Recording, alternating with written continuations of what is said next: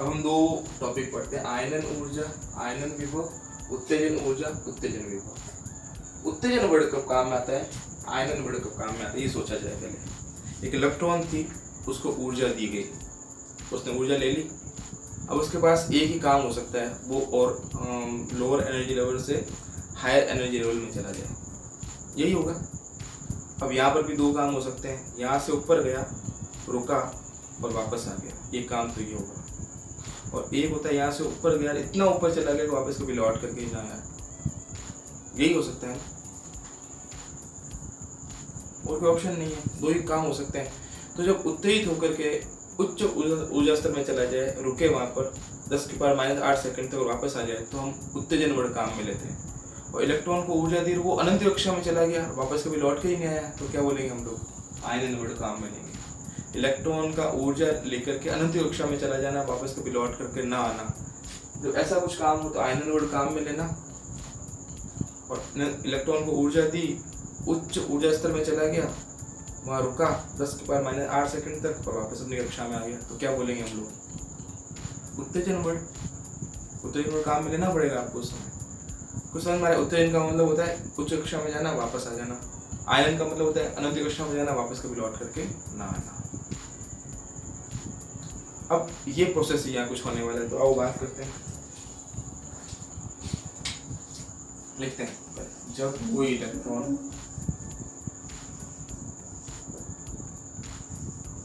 ऊर्जा का अवशोषण करके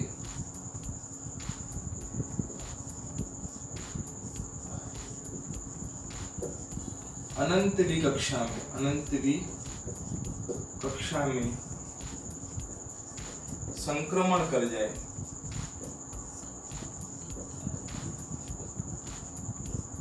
तथा वापस कभी भी लौट कर ना आए, कभी भी लौट कर न आए, तो इस क्रिया में इलेक्ट्रॉन के द्वारा अवशोषित ऊर्जा की मात्रा को ही आयनन ऊर्जा कहते हैं। आयनिफिकेशन एनर्जी बोल दो या आयनाइजेशन एनर्जी बोल दो, कहते हैं।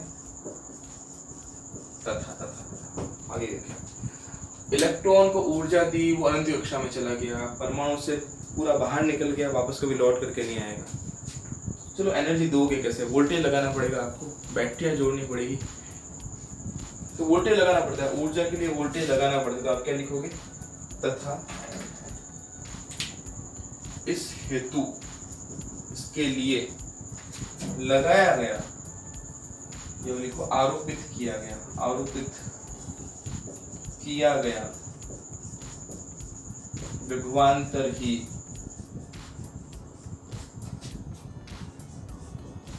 आयनन विभव, वी आयनाइजेशन कहलाता है।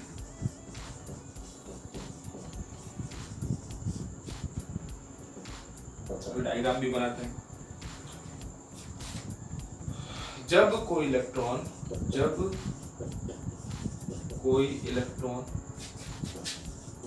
ऊर्जा का अवशोषण करके किसी उच्च यहाँ लिख देता हूं, उच्च ऊर्जा स्तर अनंत के अतिरिक्त किसी अन्य ऊर्जा स्तर में संक्रमण कर जाए तथा 10⁻⁸ सेकंड बाद वापस लौट आए,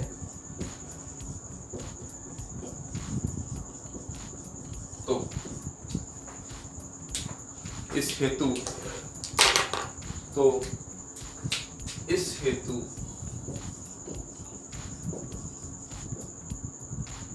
आवश्यक ऊर्जा जो उसने अवशोषित की है, आवश्यक ऊर्जा या अवशोषित ऊर्जा या अवशोषित ऊर्जा की मात्रा को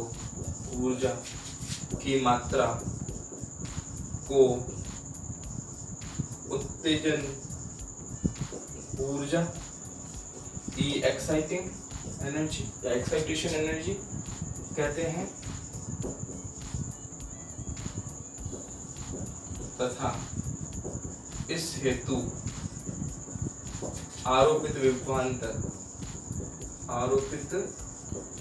विभवांतर ही उत्तेजन विभवांतर या उत्तेजन विभव वी एक्साइटिंग या एक्साइटेशन कहलाता है।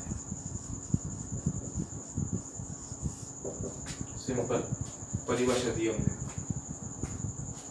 अब इलेक्ट्रॉन को निम्न से उच्च कक्षा में भेजना है, वापस बुलाना है, तब उत्तेजन की बात करना, और इलेक्ट्रॉन को निम्न से अनंत कक्षा में भेजना है, वापस कभी बुलाना नहीं है, तो आप आयनन वर्ड की बात करना। तो एनर्जी देनी पड़ेगी, उसे आयनन ऊर्जा बोल देना, जो वोल्टेज लगाना पड़ेगा उसे आयनन विभव बोल देना, यहाँ जो एनर्जी लगानी पड़ेगी देनी पड़ेगी उसे उत्तेजन ऊर्जा बोल देना, जो विभव लगाना पड़ेगा उसे उत्तेजन विभव बोल देना। यही होता है। मतलब इलेक्ट्रॉन किसी कक्षा में था यहाँ पर, और इस कक्षा में था या कहीं पर भी था, इलेक्ट्रॉन को ऊर्जा दी, वो अनंत कक्षा में चला गया। कहाँ चला गया? अनंत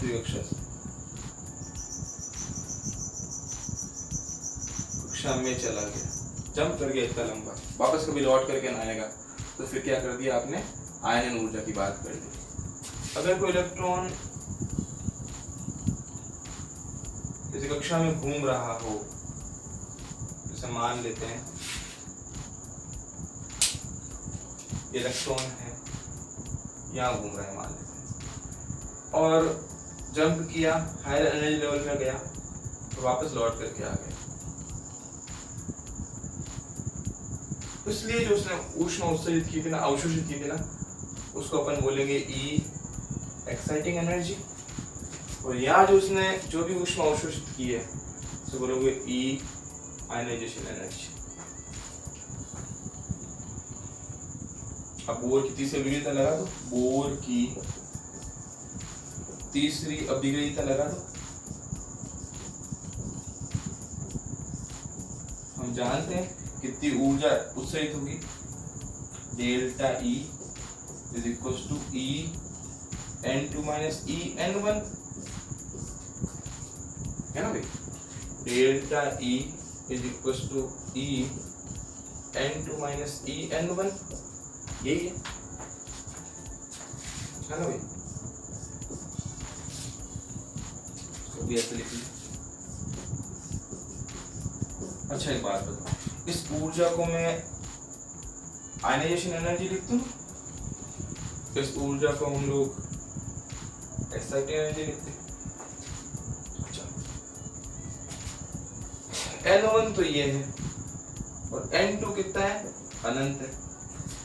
तो E N2 को अनंत लिख दूं और E N1 को कोई n कक्षा लिख दूं। N1 कोई भी कक्षा हो सकती है, n पहली दूसरी तीसरी। यहाँ पर क्या लिखोगे? यहाँ पर तो ये लिखना पड़ेगा, बस यहाँ फिक्स है, ये N1 कक्षा है और ये N2 कक्षा है, फिक्स है। वहाँ N2 अनंत थी तो अनंत लिख दिया उसकी जगह, N1 की जगह कोई भी कक्षा N1 हो सकती है, N हो सकती है, ठीक है। और अनंत पर ऊर्जा कितनी हो जाती है आपको पता ही है, 0। अनंत पे सब क्या हो जाता है? 0। ऊर्जा बढ़ते बढ़ते बढ़ते अनंत पे कितनी हो जाती है? 0 हो जाती है। तो बस आप ऐसा लिखें, ई आयनिफिकेशन को 0 माइनस का En या माइनस का En इलेक्ट्रॉन वोल्ट,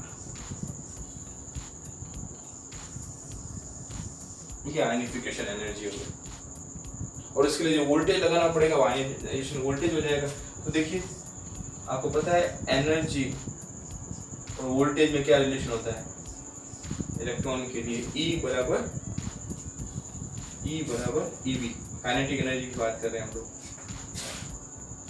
तो यहाँ पर आयनाइजेशन एनर्जी की बात करें तो वोल्टेज भी आयनाइजेशन ही है। ये सब फोर्थ लेक्चर की बातें हमने कर रखी पहले।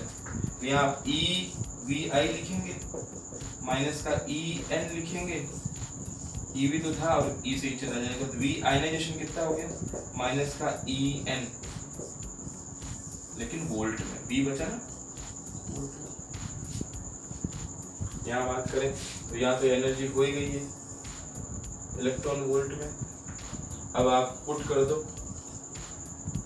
एनर्जी को EV, एक्साइटिंग एनर्जी है, एक्साइटिंग वोल्टेज आ जाएगा, तो EVE equals to EN2 minus EN1, electron volt तो यहाँ पे लिखा ही है, E से चला जाएगा, तब ये एक्साइटिंग हो जाएगा EN2 minus EN1 volt. E का डिवीजन हो गया, E कट गया, बहुत सिंपल सी बात है, आपने पहले कर रखी, ये सब लॉजिक हमने पहले पढ़ रखे हैं। हमने कहा था भाई अगर E लगा दोगे तो एनर्जी बन जाएगा, E हटा दो तो वोल्टेज बन जाएगा। सारी आप फोर्थ लेक्चर में आप देखिएगा, वापस हमने कर रखी ना बात। ये हमने कहा एनर्जी जो होती है वो EV होती है, तो वोल्टेज कितना हो जाएगा E/E। अगर एनर्जी की वैल्यू है 5 इलेक्ट्रॉन वोल्ट, तो वोल्टेज कितना लगाया आपने 5 इलेक्ट्रॉन वोल्ट बाई E, तो V लगाया आपने 5 वोल्ट। सिंपल वही बातें अपन वापस कर रहे हैं, बस ये कट ही तो गया, कट गया है डिवीजन से कटा, ये साइड से था वैसे कट गया, एक ही बात। कुछ आया समझ में आपको? एक ही फॉर्मूला है, बार बार लिख रहे हैं इसको। आप इसको ये लिखें तो भी सही है, ये लिखें तो भी सही है, जीरो लगाने के बाद हटा दें इसको तो भी सही है। आयनन विभव, उत्तेजन विभव, आयनन ऊर्जा, उत्तेजन ऊर्जा, ये चार बातें अपन को पढ़नी थी। आयनन की बात कब करना, जब इलेक्ट्रॉन अनंत कक्षा में चला जाए तब। उत्तेजन की बात कब करना, जब इलेक्ट्रॉन निम्न कक्षा से उच्च कक्षा में जाए तब। तो इसको पोज कर दो, उतारा। चलो आगे बात करते हैं, हटाएं इसको।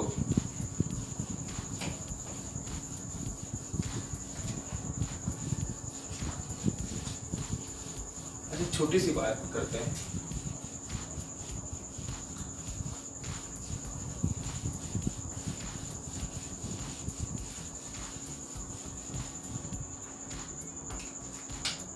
देखिए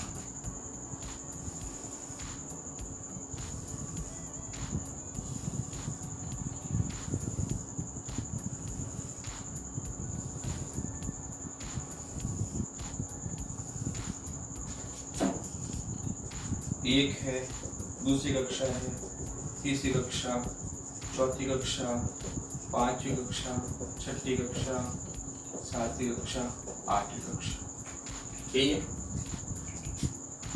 चलो हाइड्रोजन परमाणु, हाइड्रोजन के लिए विभिन्न उत्तेजन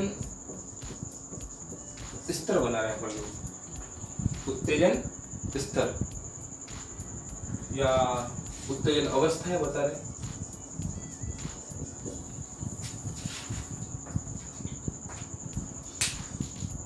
उत्तेजन अवस्थाएं अपन ने पढ़ रखी। उत्तेजन वर्ड का काम लेते हैं, हमने बात की जब कोई इलेक्ट्रॉन निम्न कक्षा से उच्च कक्षा में जाए और वापस आ जाए। और आयनन वर्ड का उपयोग कब करते हैं, जब हम लोग इलेक्ट्रॉन को ऊर्जा दें, वो यहाँ से ऊर्जा ले और अनंत कक्षा में चला जाए, वापस कभी लौट करके ही ना आए, तो बात करते हैं। अभी हम किसकी बात करें, उत्तेजन की। मतलब इलेक्ट्रॉन जाएगा और वापस भी आएगा। इलेक्ट्रॉन अगर ऊपर चला गया और वापस आया, तो देखो यहाँ से अगर वापस आ रहा है,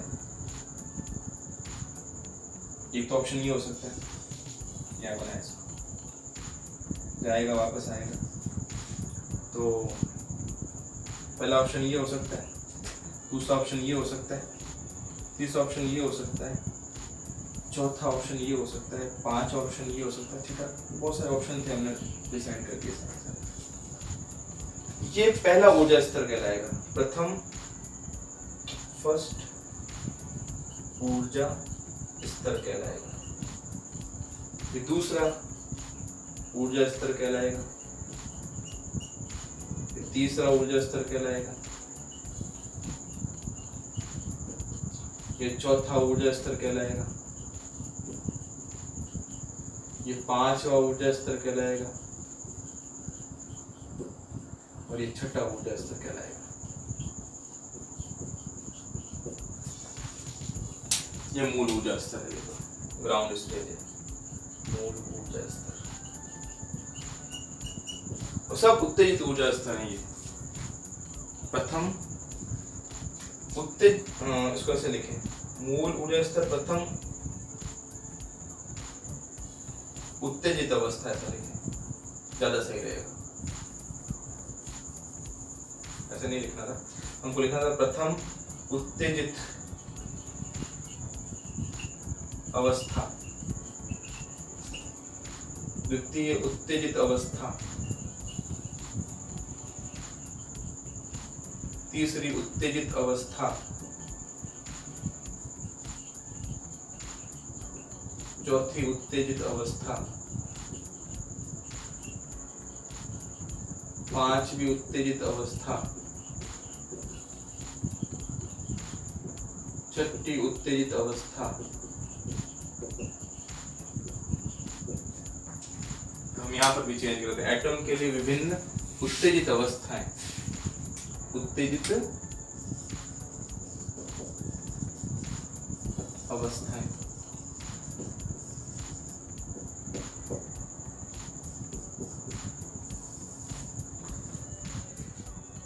क्या पढ़ रहे हैं हम लोग, देखिए आप, हाइड्रोजन परमाणु के लिए विभिन्न उत्तेजित अवस्थाएं अपने को पढ़नी है। अगर हाइड्रोजन परमाणु का इलेक्ट्रॉन यहाँ फर्स्ट लेवल पर था, एनर्जी मिली और कहाँ चला गया, दूसरे में चला गया, एनर्जी मिली तीसरे में चला गया, एनर्जी मिली चौथी में गया, एनर्जी मिली पांचवी में गया, एनर्जी मिली छठी में, एनर्जी मिली सातवीं में चला गया। इलेक्ट्रॉन पहले से अगर दूसरी में गया है तो ये प्रथम एक्साइटिंग स्टेज इसकी कही जाएगी, प्रथम उत्तेजित अवस्था कही जाएगी। जब इलेक्ट्रॉन पहली से तीसरी में गया है तो देखो, पहले से यहाँ गया, पहली स्टेज, ये दूसरी स्टेज में चला गया, तो दूसरी उत्तेजित अवस्था कहलाएगी। पहले से पांचवी में गया, सॉरी पहले से चौथी में गया तो तीसरी स्टेज, देखो पहला दूसरा तीसरा लेवल उसने क्रॉस किया, वहाँ पहुंचा, अचीव किया। पहला दूसरा तीसरा चौथा लेवल उसने, चौथी उत्तेजित अवस्था, या पांचवी और या छठी उत्तेजित अवस्था होती है। यहाँ N1 N2 की वैल्यू लिख सकते हो, N1 की वैल्यू कितनी होगी, N2 की कितनी होगी, खुद से लिख कर देखो।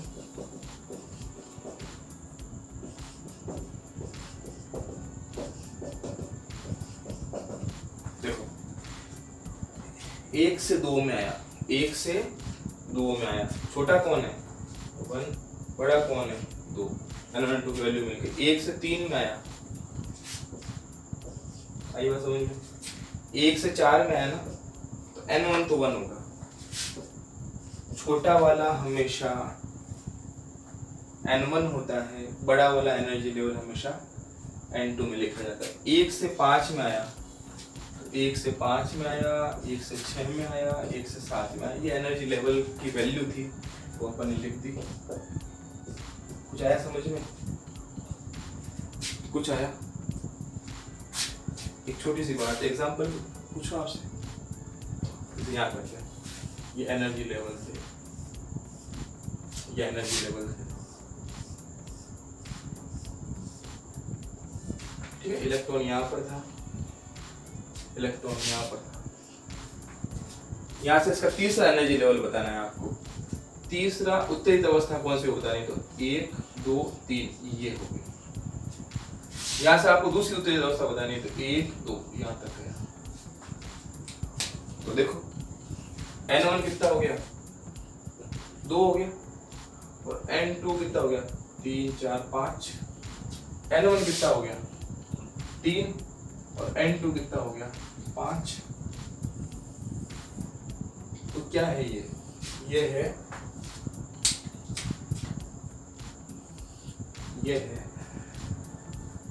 इलेक्ट्रॉन की पहली दूसरी तीसरी उत्तेजित अवस्था, इलेक्ट्रॉन की तीसरी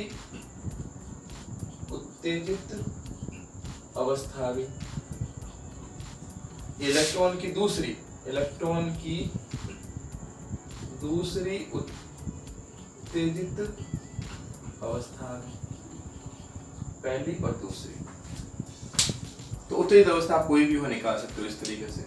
तो क्वेश्चन मानो, कुछ भी मानो, एग्जाम्पल मानो, कुछ भी मान सकते हो। ये एग्जाम्पल आपका दो। इलेक्ट्रॉन की तीसरी उत्तेजित अवस्था पूछी थी तो 1 2 3, यहाँ दूसरी पूछी थी ये N और N2 की वैल्यू निकालने थी, आपने निकाल दी इस तरीके से। समझ में आया मुझे? आपको पॉज करके इसको बनाइएगा।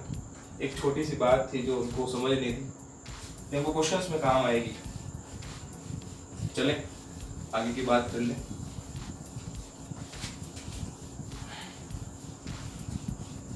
अब आते हैं हम लोग इसके लास्ट टॉपिक पर। इस चैप्टर का लास्ट टॉपिक हमारा जो है वो है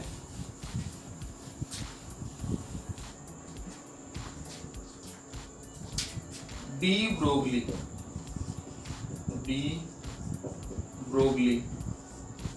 सूत्र के द्वारा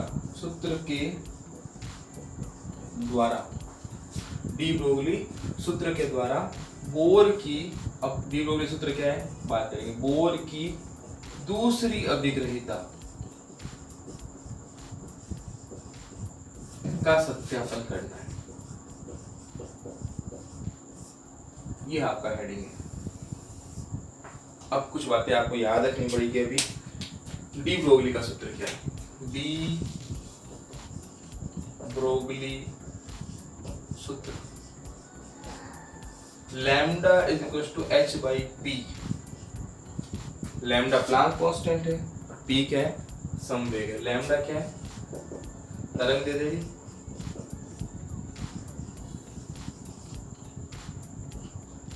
h क्या? प्लांक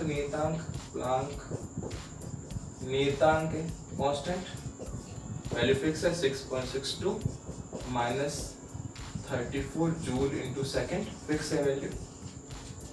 p होता है संवेग और इसका फॉर्मूला आपको पता है m इंटू वी। ये डी ब्रोगली का फॉर्मूला है। आप चाहे तो h अपॉन एम भी लिख सकते हैं p को। डी ब्रोगली का फॉर्मूला है, ये आपको क्वांटम फिजिक्स में पढ़ना पड़ेगा। अभी मैंने फॉर्मूला बता दिया आपको। इस फॉर्मूले को यूज करना है और आपको डी ब्रोगली की सेकंड पोस्टुलेट निकालनी है। डी ब्रोगली की दूसरी अभिग्रहिता क्या है? तो बोर की दूसरी अभिग्रहिता क्या है? बोर की दूसरी अभिग्रहिता कौन सी? याद है आपको? MVR बराबर NH अपॉन 2 ये आपको प्रूफ करनी है।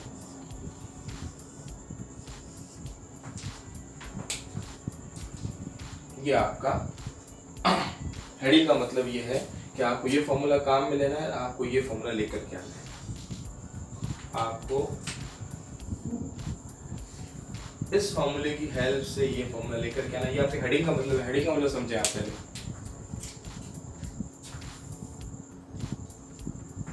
समझ में आया आपको क्या कहता है ये हेडिंग? उसके बाद अब शुरू करते हैं इसको। देखो, बोर कहते हैं कि बोर के अनुसार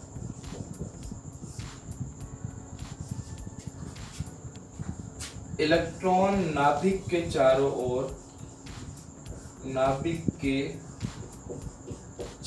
ओर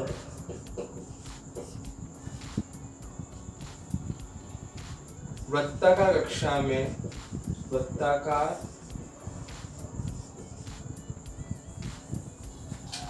स्थायी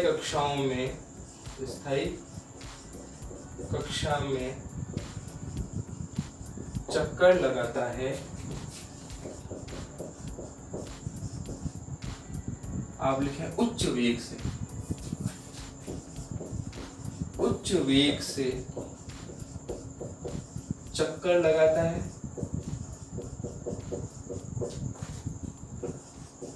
तथा उस कक्षा में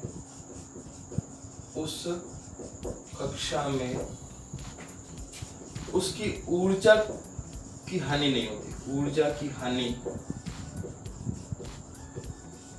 नहीं होती। ये बात उन्होंने कही। इलेक्ट्रॉन ने कहा था, बोर ने इलेक्ट्रॉन के बारे में ये कहा था कि देखो velocity 2.2 10⁶ Z/n metre per second. V1 की बात कर रहे हैं, 2.2 10⁶ ZV1 NV1 metre per second. Point हटा दो तो 2 10⁵ मीटर पर सेकेंड, मतलब 22, 2 0 यहाँ डालो, 3 0 बनाओ तो किलोमीटर हो जाएगा पर सेकेंड। अब सोचो आप 2200 किलोमीटर एक सेकेंड में, इस एक सेकेंड में इलेक्ट्रॉन कितना दूरी तय कर रहा है? एक सेकेंड में 2200 किलोमीटर, मतलब 2200 किलोमीटर इस एक सेकेंड में इलेक्ट्रॉन घूम लेता है, इतना पथ तय कर लेता है। तो देखो आप, वेलोसिटी बहुत ज्यादा है, वेलोसिटी बहुत बहुत बहुत ज्यादा है। ये इलेक्ट्रॉन जो हाइड्रोजन एटम के अंदर घूम रहा है पहली कक्षा के अंदर, उस पहली कक्षा में उस इलेक्ट्रॉन की वेलोसिटी देखो आप 2200 किलोमीटर पर सेकेंड, मतलब एक सेकेंड में 2200 किलोमीटर का वो पथ तय कर लेगा। उसका पथ नापा जाए ना तो 2200 किलोमीटर का हो जाएगा। और बात ध्यान रखिए, क्वांटम फिजिक्स ये कहती है कि भाई जब भी कोई कण बहुत ज्यादा वेग से गति करता है ना तो वो तरंगे बनाएगा। क्या बनाएगा? वो तरंग रिलीज करता है। जब कोई कण, यहाँ लिख दिया जाए, जब कोई कण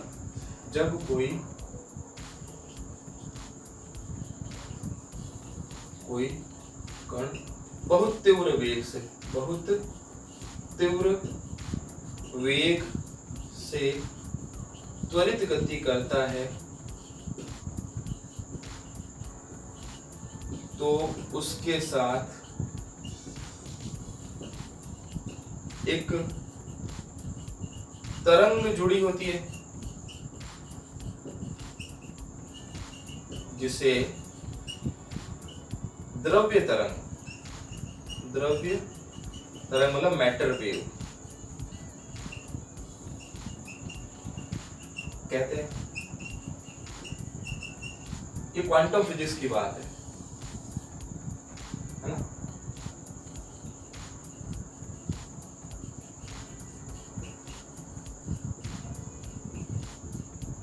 में ये कहा जाता है। अच्छा, अब आप बात समझे। डी ब्रोगली कह रहे हैं कि बोर ने कहा कि इलेक्ट्रॉन नाभिक के चारों तरफ घूमेगा, स्थायी कक्षा में घूमेगा, और स्थायी कक्षा में घूमेगा तो वहां उसकी एनर्जी का लॉस नहीं होगा और बहुत ज्यादा तेज वेग से घूमेगा। अब देखो, उच्च वेग से घूमेगा तो तरंगे बनाएगा। क्या बनाएगा? तरंग बनाएगा। उच्च वेग से घूमेगा तो क्या बनाएगा?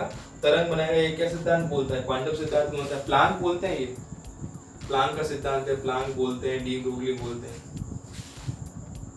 और ऊर्जा की हानि ना हो ऐसी तरंगे कौन सी होती है? अप्रगामी तरंगे। क्या बोलते हैं उसे? अप्रगामी तरंगे बोलते हैं। एक्चुअली ये तरंगे कौन सी है? अप्रगामी तरंगे। कुछ आया समझ में आपको? एक बार देखें करना क्या है।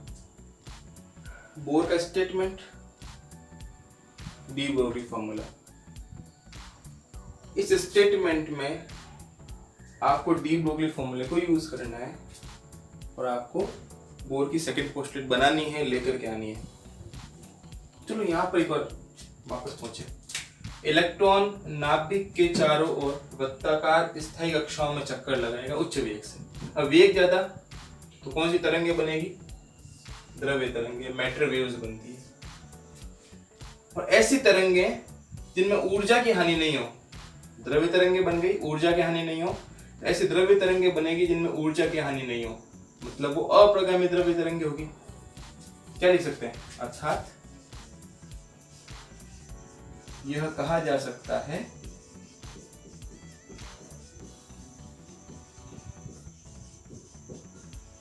कि यहां अप्रगामी द्रव्य तरंगे बनेगी। बिल्कुल सही, बन गई। चलो, अप्रगामी द्रव्य तरंगे बन गई। अब अप्रगामी तरंगों की खास बात क्या होती है कि भाई यहाँ पर जो साइकिल होते हैं ना वो पूरे के पूरे होते हैं, अधूरे नहीं होते। जैसे एक साइकिल यहाँ से रवाना हुआ, एक साइकिल, दो साइकिल, तीन साइकिल, यहाँ पर एक साइकिल, दो साइकिल, तीन साइकिल, चार साइकिल, n बराबर यहाँ 4 है, n बराबर 3 है। यहाँ पर n बराबर जैसे मैं 3.5 लिख देता हूँ, तो 1, 2, 3 और ये 3.5 हो गया। ये पॉसिबल नहीं है, ये पॉसिबल है, ये पॉसिबल है। अप्रगामी तरंगें कैसे होती है आपको पता है, एक वेव ऐसे गई, दूसरी उसी समय वापस ऐसे भी आ जाती, जाएगी वापस आएगी। तो वेव गई है वापस भी आई होगी नेचुरली, तो अंडरस्टूड है।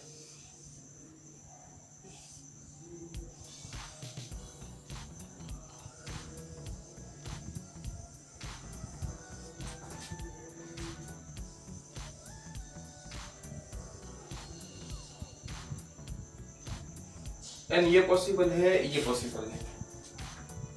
अब देखो आप यहां से यहां तक क्या हुआ, एक साइकिल पूरा हुआ, यहां से यहां तक एक साइकिल में एक लैम्डा पूरी हो गई, यहां से यहां तक दूसरा साइकिल पूरा हो गया, एक लैम्डा और पूरी हो गई, यहां से यहां तक एक साइकिल और पूरा हो गया, एक लैम्डा और पूरी हो गई। ऐसे यहां से यहां तक एक लैम्डा पूरा हुआ, फिर दूसरा लैम्डा यहाँ, तीसरा लैम्डा यहाँ, 4 लैम्डा पूरी हो गई। यहाँ पर एक लैम्डा यहाँ तक पूरा हुआ, दूसरा यहाँ तक पूरा हुआ, तीसरा यहाँ तक पूरा हुआ, और ये 3.5 हुआ। ये पॉसिबल नहीं। यहाँ देखो आप, ये जो वृत्त की परिधि है, यहाँ से यहाँ तक ये जो वृत्त की परिधि है, उसमें कितने साइकिल पूरे हुए, 1, 2, 3। यहाँ कितने साइकिल पूरे हुए, 1, 2, 3, 4। तो क्या मतलब हुआ, यहाँ परिधि जो है ना, वो 3 लैम्डा के बराबर है, या परिधि जो है वो 4 लैम्डा के बराबर है, या तो बात ही नहीं कर सकते। n की वैल्यू देखो यहाँ पर, या तो 3 आता है या 4 आता है, तो मैं क्या लिख सकता हूं, यह तभी संभव है, यह तभी संभव है जबकि वृत्त की परिधि लैम्डा की पूर्ण गुणक हो। मतलब परिधि जो है वो लैम्डा की पूर्ण गुणक, इंटीग्रल मीटर पर होनी चाहिए। 1, 2, 3, 4 ये सब हो सकता है, n क्या नहीं हो सकता, 1.5, 3.7, 8.9 ये नहीं हो सकता। अब आप परिधि की वैल्यू रख दो, परिधि की वैल्यू कितनी होती है, 2 pi r n by lambda. यहाँ तो कोई दिक्कत नहीं होनी चाहिए। इस स्टेटमेंट से अपन ने कहा कि अप्रगामी द्रव्य तरंगे बनेगी, तो साइकिल पूरे के पूरे होंगे, अधूरे नहीं हो सकते। तो परिधि जो हो गई वो लैम्डा की पूर्ण गुणक हो गई। 1, 2, 3 हो सकते हैं, फ्रैक्शन में नहीं हो सकता। ठीक है। अब डी ब्रोगली कह रहे हैं मेरे फॉर्मूले को आप यहां रख दो तो आपको ये फॉर्मूला मिल जाएगा। इसका मतलब मेरा फॉर्मूला सही है, तो रखते हैं वैल्यू डी ब्रोगली सूत्र से। डी ब्रोगली सूत्र से अपन क्या लिख सकते हैं, lambda is equal to h by P, P मतलब mv। रखो वैल्यू 2 पाई r बराबर n h by mv। mv को इधर ट्रांसफर कर दो, परिधि की वैल्यू रख दी अपन ने, mv को इधर भेजें, 2 पाई को नीचे ले जाएं, तो mvr बराबर nh अपॉन 2 पाई। देखा ना, 2 पाई नीचे गया, mv ऊपर आया तो mvr बना। और यही तो बोर की दूसरी अभिक्रिया है, यही बोर की दूसरी अभिक्रिया है।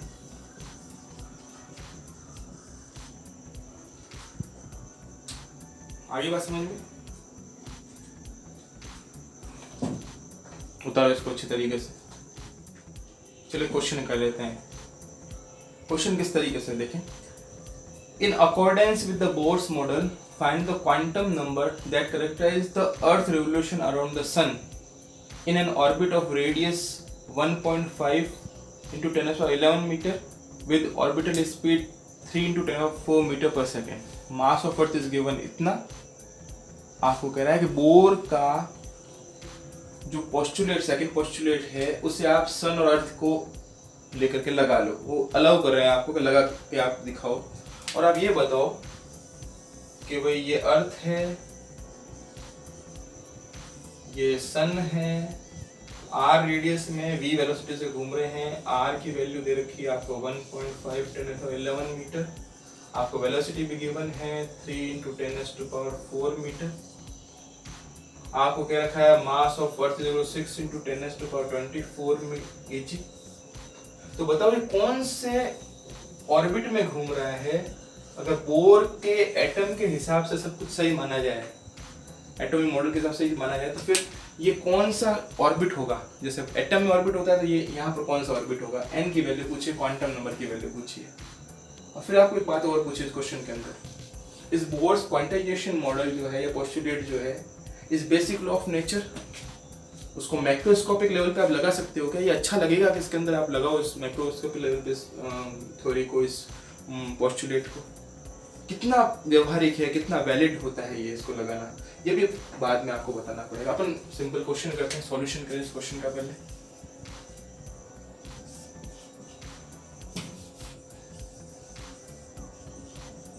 सॉल्यूशन कैसे करें।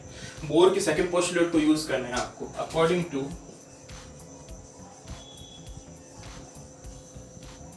Second postulate of Bohr, MVR = NH/2π। देखो आपको निकालना है n, तो n कितना हुआ MVR/H/2π है ना। n की वैल्यू निकालनी है, H/2π इस पूरा इसके नीचे चला गया, कोई तकलीफ नहीं। एक बात ध्यान रखना आप, h जो होता है वो प्लांक्स कांस्टेंट होता है, इसकी वैल्यू भी फिक्स है 6.626 × 10⁻⁻34 जूल / सेकेंड। अच्छा h बार या H/2π क्या होगा। h की वैल्यू 6.62 10⁻34 जूल / सेकेंड तो फिक्स है।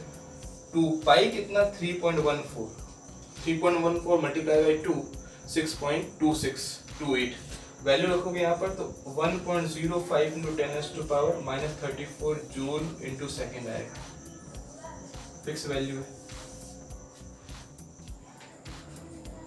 H/2π की वैल्यू मुझे पता है, MVR की वैल्यू पता है, n की वैल्यू निकालनी है, बहुत इजी हो गया अब तो क्वेश्चन।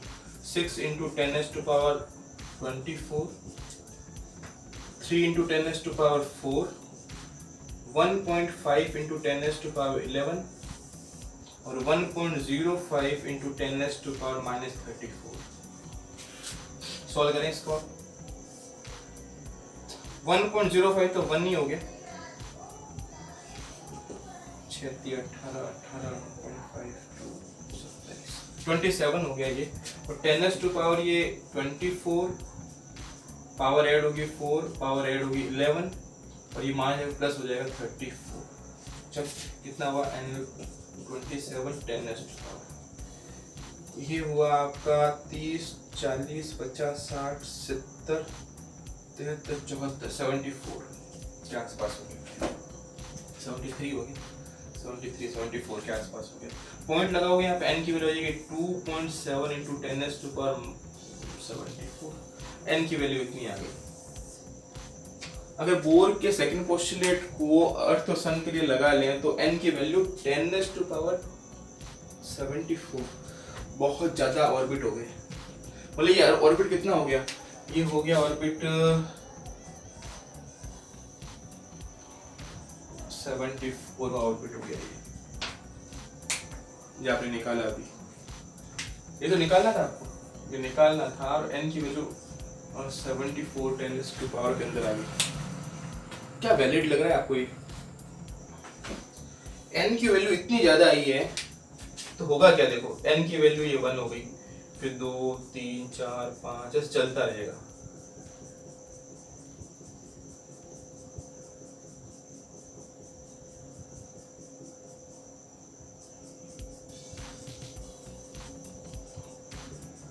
चलो ये 74 ऑर्बिट हो गए मान लेते हैं, इतने पास पास है इनके एनर्जी लेवल कि उनके अंदर डिफरेंस करना मुश्किल हो जाएगा। इलेक्ट्रॉन ऊपर से नीचे आएगा तो स्पेक्ट्रम बनेगा और यहाँ पे कंटिन्यूस स्पेक्ट्रम मिल रहा है। कैसा मिल रहा है?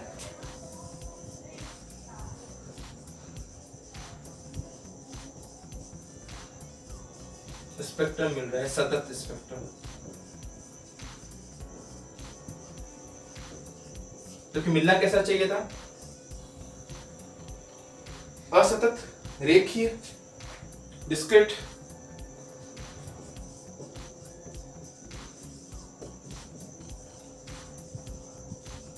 मतलब रेखीय स्पेक्ट्रम मिलना चाहिए था।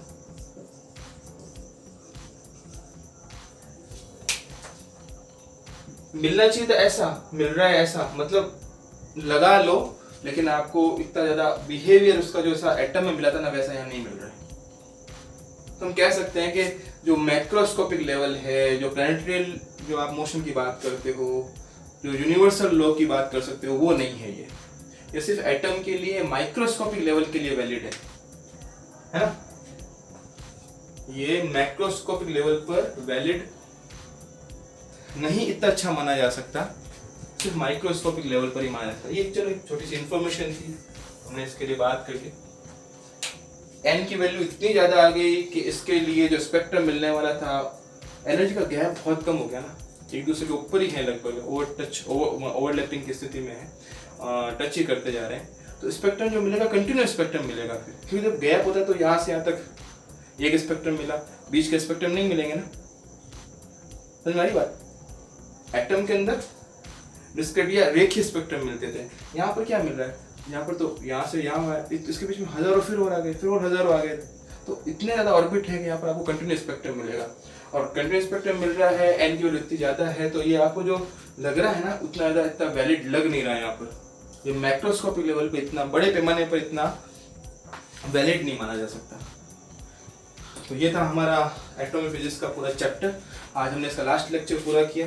अब हम इसके 1-2 लेक्चर और बनाएंगे जिसके अंदर हम लोग इसके न्यूमेरिकल पार्ट की कुछ और बात कर लेंगे। वैसे हम न्यूमेरिकल साथ साथ हम करते आए हैं, लेकिन कुछ न्यूमेरिकल और हम करने वाले हैं। 1-2 लेक्चर और इसके न्यूमेरिकल के बन जाएंगे, उसके बाद नई यूनिट पर आएंगे। तो आप पढ़ते रहें, देखिएगा इसको।